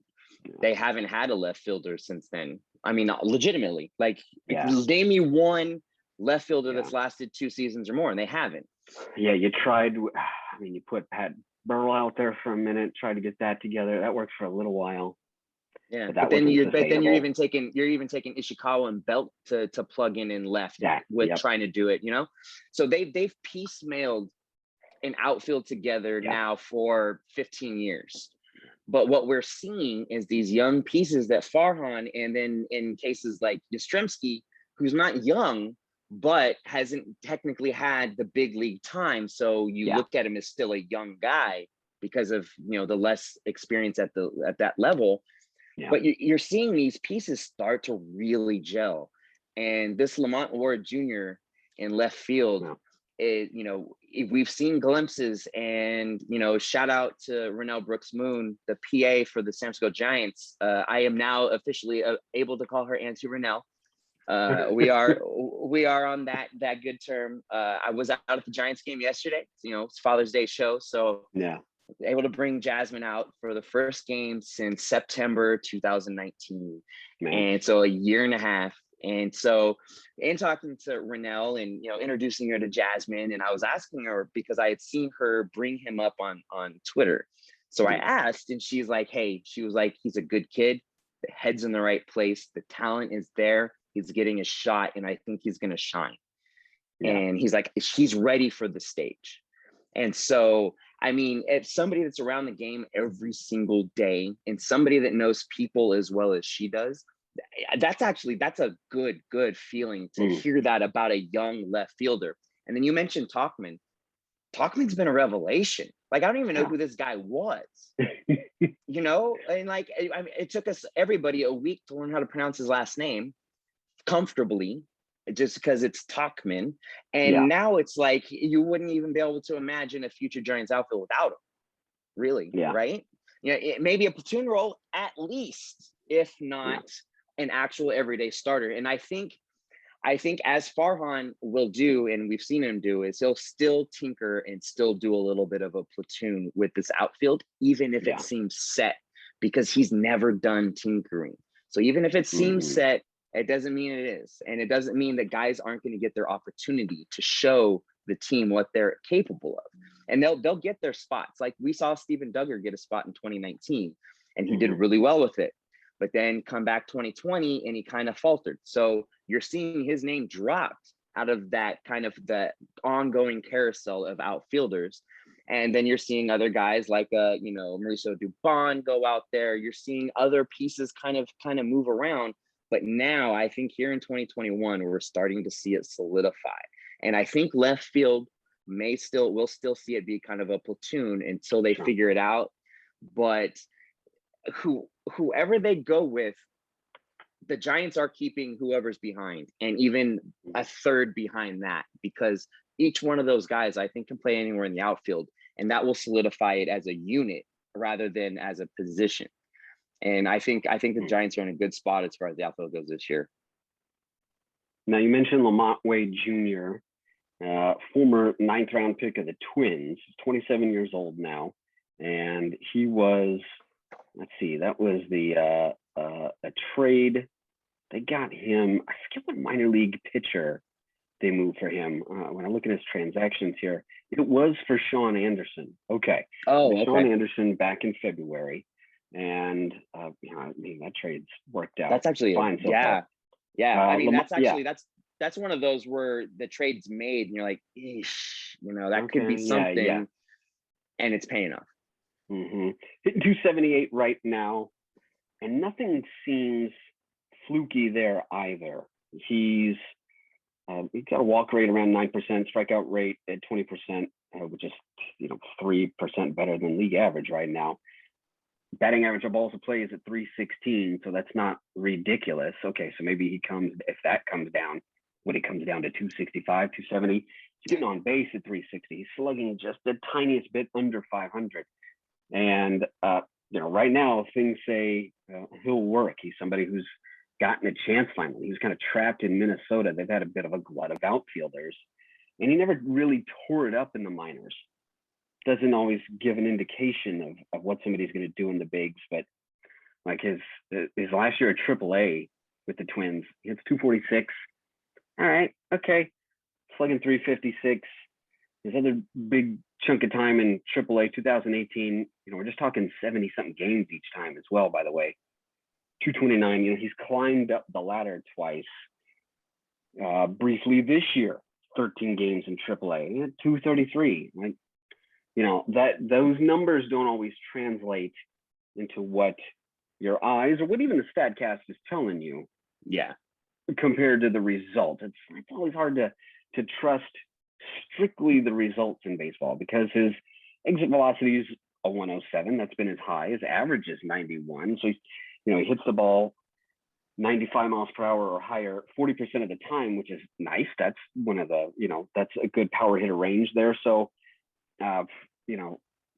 that sort of stuff, this is where it's advantageous to have the StatCast and some of those, maybe not the analytic formulas, but at least the measurables. It's like giving us more measurables. You kind of, you realize, oh, he's still hitting the ball hard. Okay, that tells you a lot versus how it lands and where the results are. So you're right. It's another one of those under the radar pickups that has worked out here for the Giants. It seems sort of innocuous at first. You're like, okay, he'll be a bench guy or something. Now he's turning into more than that. Yeah, and you mentioned hitting the ball hard, and if you talk to any hitting coach ever, they'll tell you it's about contact, and you keep hitting the ball hard enough, it's going to drop. And you got guys that you just get in that groove of hard contact right at somebody, hard line drive right to the shortstop. And these kinds of intangible things happen in baseball. Like you'll hear you'll hear a broadcaster say, man, the crack of that bat, like they said it with Joey Bart. These are the intangibles that kind of feed into support of the analytics. And it sounds like his average numbers aren't great, but he's hitting the ball hard. And I think he may be that young guy, because he's still 27, that give him that shot to be your best. I think he has the ability to take advantage of it. Here's another one that's interesting that we saw debut, at least as far as with the Giants. In fact, it was his big league debut, but that was Sammy Long, the left-hander. He's only 25. He had been in the Tampa system briefly with the White Sox before the Giants acquired him going into this year. And so far, so good there as well. The thing that he seems to be best at, you go back through his minor league numbers, home run suppression. He's got a ground ball rate most of the time in the 40s, 50s, or right at 50 at least. And that bodes well for a pitcher. And he's still averaging 93 miles per hour.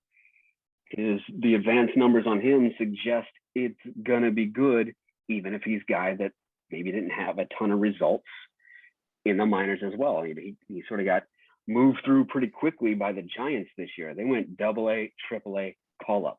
Like he had 15 innings in AA, 7 2/3 in AAA. They're all okay.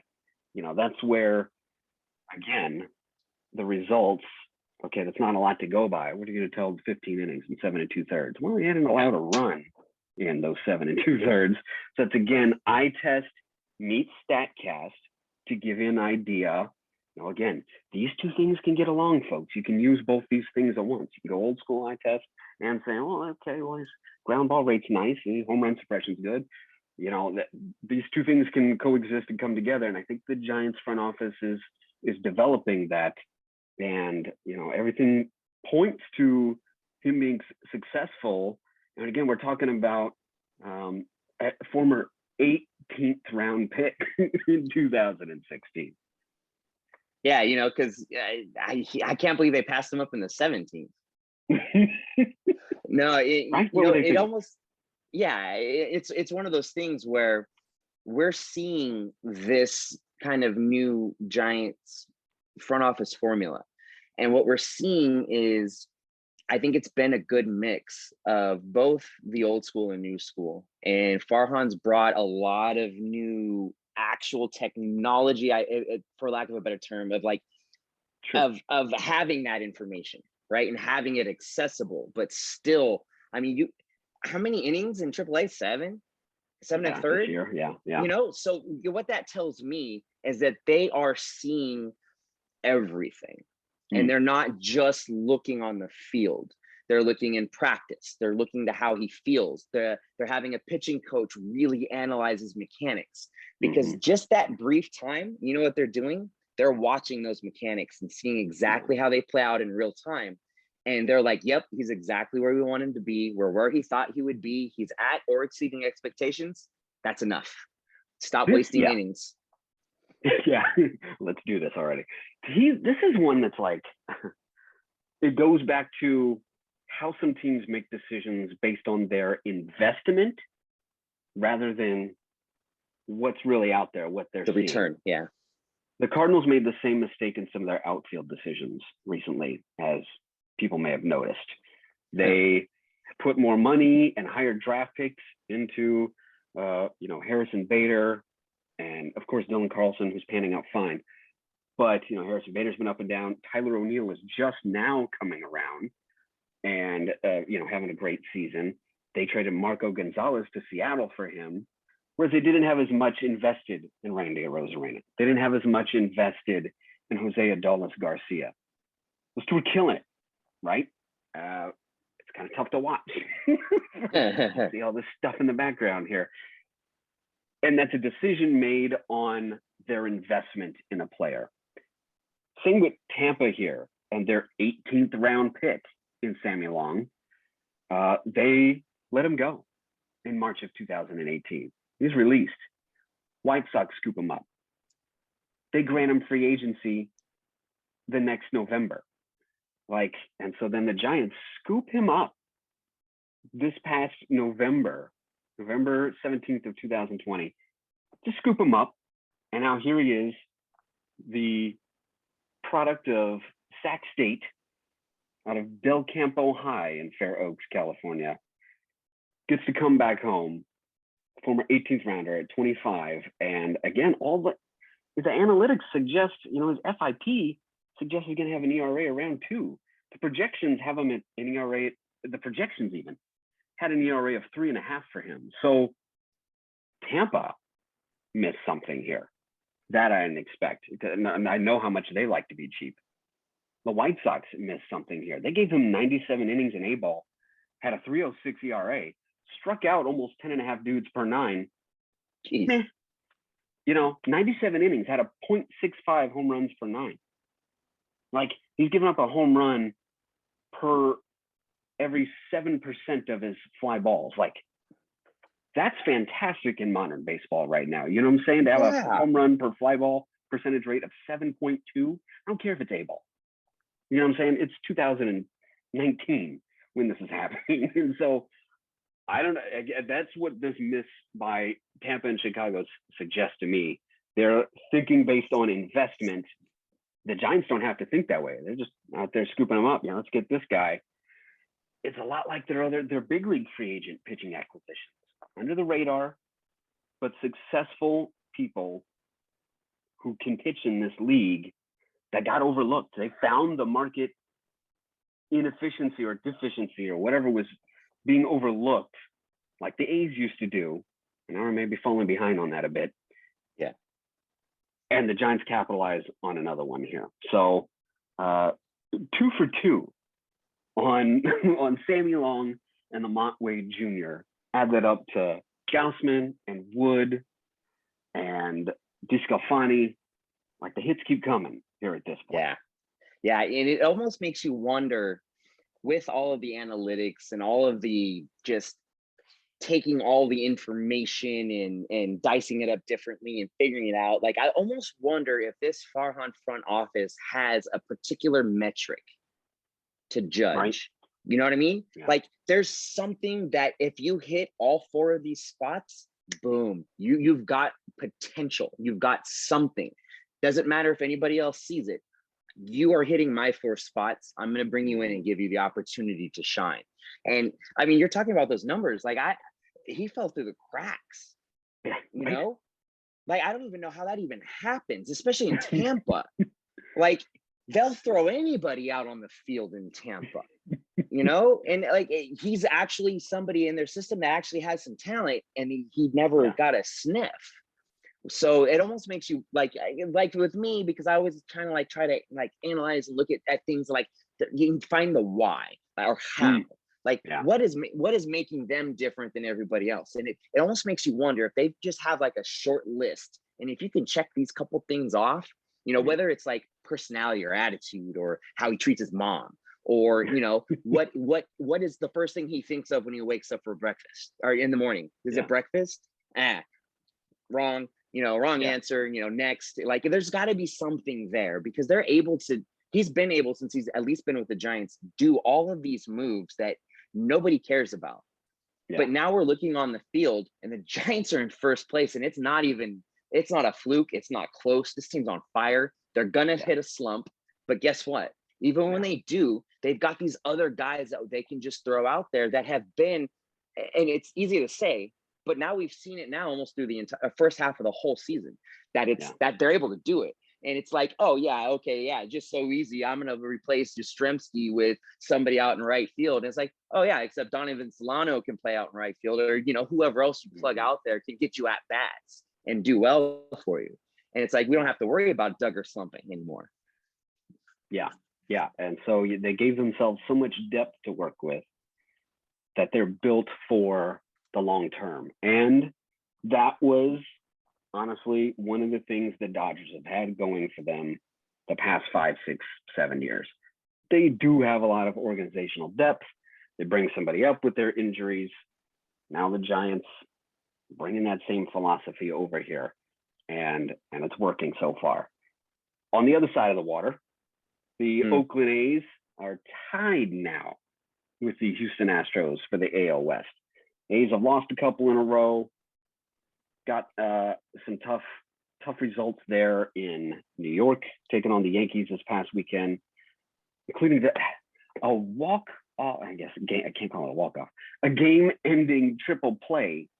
Again, this is the third triple play turned by the Yankees this year. I'm glad we're not freaking out about these like no-hitters. It just happens, okay? It happened there. So hard line drive to a place. So love what Tony Kemp's doing right now. Glad to see him getting a real shot and taking off. And even his batting averages are improving a bit. Elvis Andrus has woken up. Olsen's hitting for average a little bit more.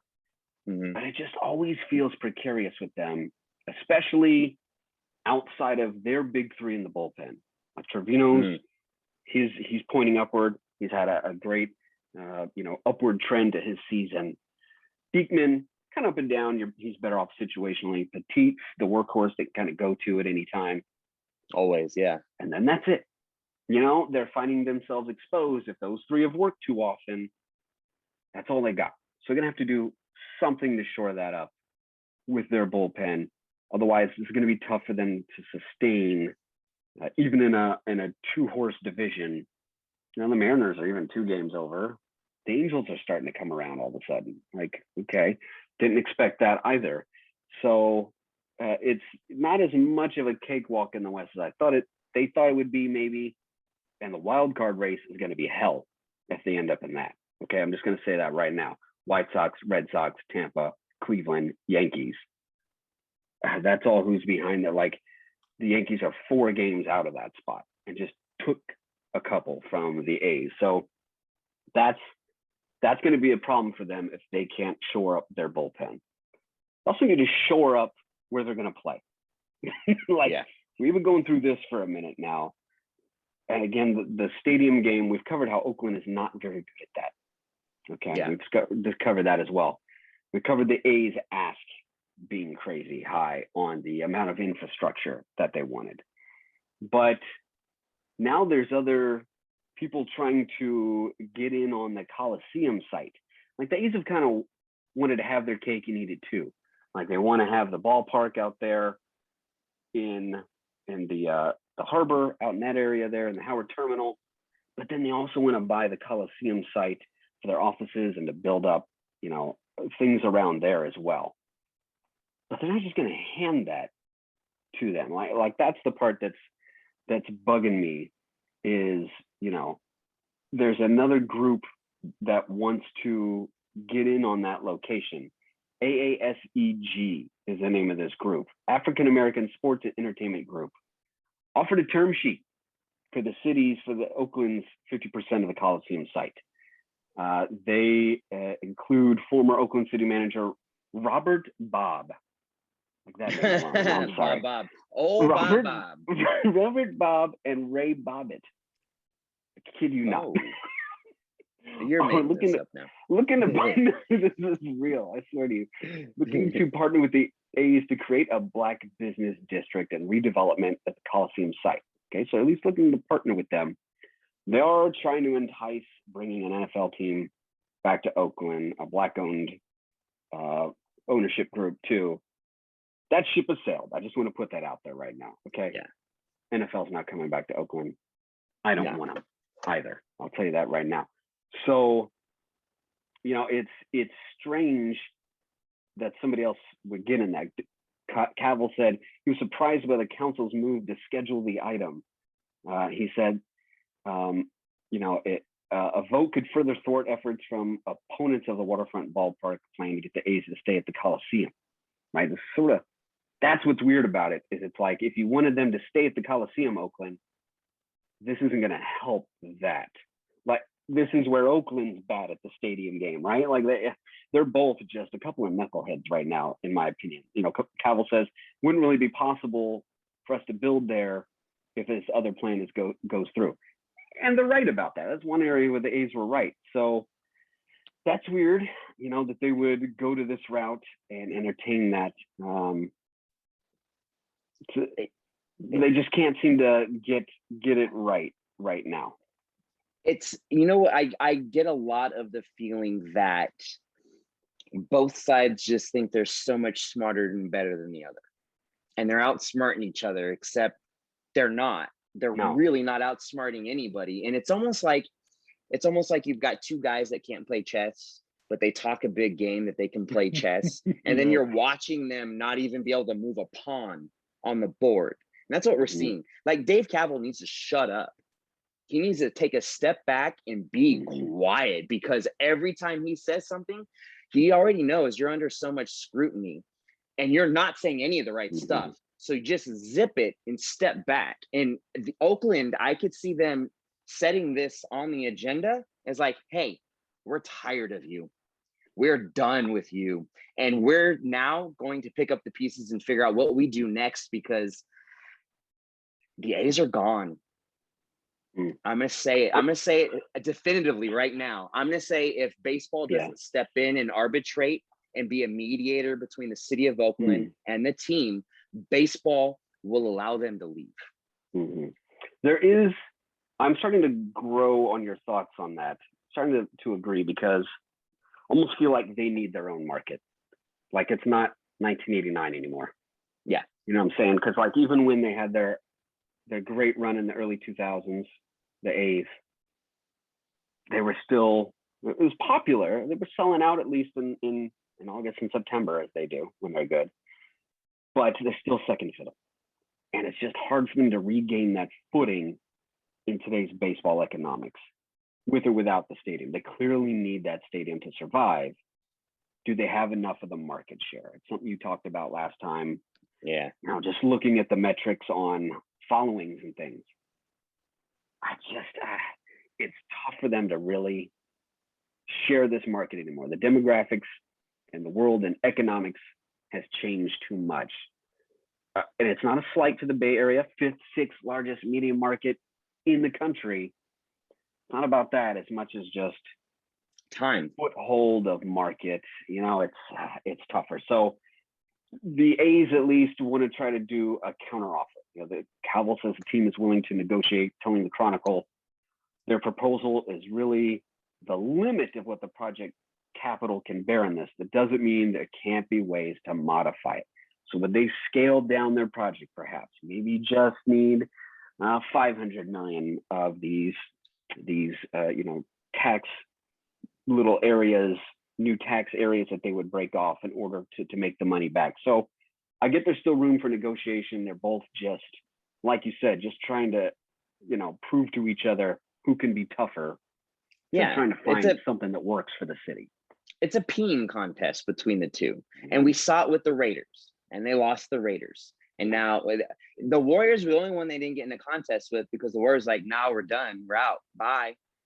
And, we're still staying in the Bay Area, so they didn't have to worry about all the ancillary nonsense. Yeah. And so, it's as a Bay Area kid, grew up loving both the Giants and the A's. I don't care what anybody out there says about me for it. That was my AL team and my NL team. And it really sucks that they just can't get their heads out of their own way and just get it done. And it's, I mean, how long has, I mean, we've been talking about a stadium for, I don't know, forever, you know, and you can't, now it's like room for negotiation or ironing out details. These details should have been done 5 years ago. Right. Like, what are you now trying to iron out? Like, you came up and you made an announcement about a location that you had absolutely no business in. Right. In the college spot. And then like you literally shot yourself in the foot, and it's been a slow bleeding death ever since. And it just, I honestly, I could see a scenario where MLB makes the suggestion of a new ownership regime because you're literally ruining a franchise. And Major League Baseball could take a page from the NFL in this and protect the brand and be like, you're not protecting the brand of MLB. You're screwing one of our franchises. We've only got so many, and you're literally ruining one of them. You need to step down and give it to somebody that actually cares about baseball and cares about having a successful product and has money. Yeah. They're unfortunately, MLB owners are just too buddy with each other, and they're in a circle of money with each other. Except check out Brock Meyer season 4 for that one if you want. Yeah, but now that the A's aren't getting all that cushy money from his homies, you never know, because that the money is the biggest thing here, and the A's just don't either. If they do have it, they're not going to spend it, which means it's not going to work here because Oakland's not going to meet you halfway. You just you got to get it done on your own, and they're not gonna. And so I it's definitely theoretical, hypothetical, but MLB should be stepping in and doing something about this by now, except they probably show up with a piece of bubble gum for a flat tire. I think they want the A's to have their own market anyway, too. I think they prefer that anyway. Let's, George Carlin had a bit he used to call free floating hostility. And it was just, he saw 23 cultural items I'm tired of, bored with, or pissed at. And so I hope you're ready for a little random anger, was how he introduced it. And he went, people who make quote marks in the air with their fingers. He said he was sober. Hey, lady, bite me. So he goes into this rant. We're going to do a short version of that. That's how we're finishing the blitz right here, right now. Just called Other Gripes, not free floating hostility. Let me dial it down a little bit. Just Other Gripes. Worst pregame television baseball crew I've ever seen was Sunday night, Tim Kurkjian, Jess Mendoza, and Jeff Passan. Again, they're trying to force print guys onto television. Kurkjian, Passan, Buster Olney, Peter Gammons. No, print guys don't work on television. That's not what it's there for. They're print. There's a level to this. You can tell a good story. Okay. You can do print. You can tell a good story and have a good voice. You can do radio. You can tell a good story, have a good voice, know the flow of television, and look good enough for television. You can do television. It doesn't always translate. When these newspapers folded and stuff, and these guys were looking for places to go, TV started bringing in the print dudes. It was the most awkward transitions and segues. And Tim Kurkjian gonna do the pregame here. So here, let's look at the Braves lineup for tonight. Like, oh God, it was just awful. Doesn't work that way. It's where Jess Mendoza gets a chance to finally stand out. She at least has the fundamentals of playing the game, like the other two dorks. So, I think she's better in the front office than as a broadcaster. I'd trust her to scout more than I like her as a broadcaster. But she was the shining star of this bunch. Let me tell you right now. Yeah, go ahead. I was going to say, it's one of those things where we're seeing this shift, like socially, globally, and everything else, right? To where if you've got followers, you can do the job. These guys didn't go to school for broadcasting. They went to school for journalism. Now they're in their 50s, and you want to make them a broadcaster all of a sudden and throw them on TV? No. Their words, Jeff Passan, he writes some phenomenal articles. I don't always agree from his point of view or his angle. He's a fantastic writer. Tim Kirchin, Buster Olney, the best baseball writers in the business, and it's not even close. That does not mean they need to be on TV talking baseball. Oh God, I know. Do a radio hit. Do a radio hit. I love Kirchin comes on 95.7 and he gives his great analysis. But I can only take that voice for 5 minutes. You can't have him on MLB unless it's a guest hit here, a guest hit there. Yeah, exactly. The spot. You can't have him. Yeah, you have too many people that went to school for broadcasting that are highly qualified, highly able, and way better to look at and listen to on my TV than the writers. Love the writers to death while I'm reading them. Yes. Other gripes. OPS as the stat for every player. Like they put that up now. Just OPS. That's for everybody. That's it. I don't need to know Tommy Edman, leadoff man, Cardinals stolen base leaders, OPS. Give me his batting average, his on-base percentage. OPS. Okay, that's for as you get further in. Give me that for Goldie, for Arenado. Give me that for Yaz, for Buster. Like, I'm not looking for that for everybody. OPS isn't the catch-all stat right now. On base plus slugging percentage. Okay, let me know that about my sluggers. I don't need that about my leadoff guy or my center fielder hitting eighth. That's not. I don't like this all-encompassing stat. That's laziness in the projection for me. Like, you can't change OPS to AVG, OBP. No, we got to keep the same template the whole way through. It's almost like the way we view baseball players is seeping into how we put the stats up right now too. This homogenized, everybody has to be good at this sort of thing. Tired of that. Tired of OPS as being the all catch-all stat. Here's my other gripe. Apparently, walks never happened until now. I bring up the 1987 LCS here, Steven, not to brag or boast or about the last time the Giants beat the Cardinals beat the Giants in a playoff series when I was 11 years old. But late night, feeding the baby, it's on, right? There's a throwback, 87, back when walks never happened. Except the Giants walked 3 batters in the 6th inning of Game 7. Oquendo, Coleman, Smith. Jose Oquendo, Vince Coleman, Ozzie Smith. All right. 2 of those scored, makes it 6-0 St. Louis. Giants went 19 innings without scoring.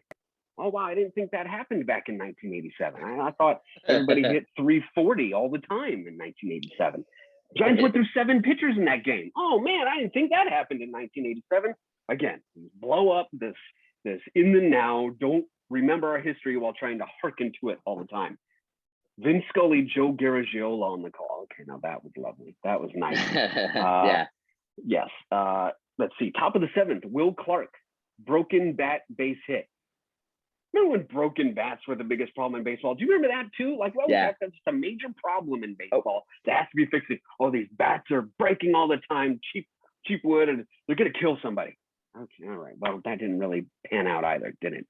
So, anyway, this is again, we always got to have something to complain about in our own sport. I'm going to finish. We're running out of time here. Fitz Blitz Fantasy tips. Catchers. Maybe you're like me and you were smart enough to get Buster Posey to start the year. And Buster Posey is hitting like a guy who qualifies for first base again.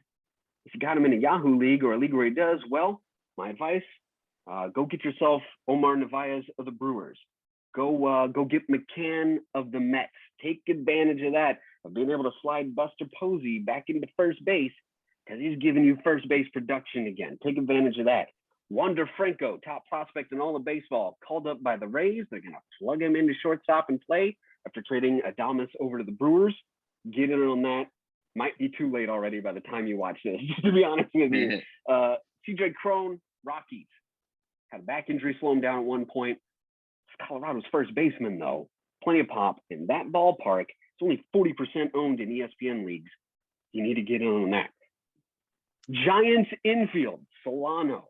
We talked about already. Donovan Solano. We talked about going out there and get Wilmer Flores. If you haven't scooped them up for your backup middle infield, corner infield even needs with Flores, you need to get in on that already. Your closer watch, Lucas Sims, Cincinnati. Jordan Romano, Toronto.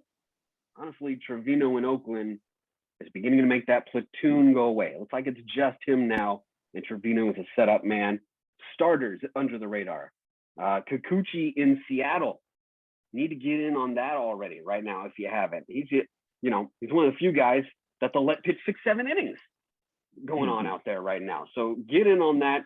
You see Kikuchi, he's got a 3.46 ERA, he's 4-3 on the year, coming off going 7 innings against Tampa, 7 against Cleveland. Like, this is a guy who's doing it right now. Get in on that. Only 63% rostered in ESPN leagues right now. Patrick Sandoval called up by the Angels. I would get in on that right now too. He's one of their prospects. I mean, just for the Angels to actually have some pitching right now. Imagine that. So he's since being called up, has been good. 5 innings, 6, 5 2/3. He has yet to allow more than 3 runs in any appearance so far. There's your waiver wire scoop ups. The Fitz Blitz fantasy tips, just the tips, just to see how they feel.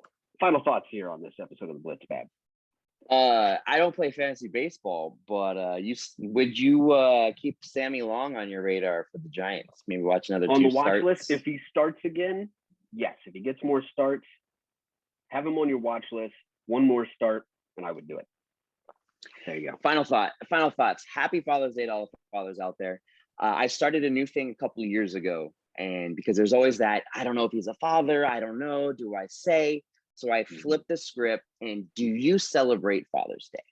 Because you don't have to be a father, biologically or genetically to be a father. So if you don't have a child, but you are a father figure in a child's life, then you deserve to be celebrated on Father's Day. So I started saying, do you celebrate? And it catches a lot of people off guard.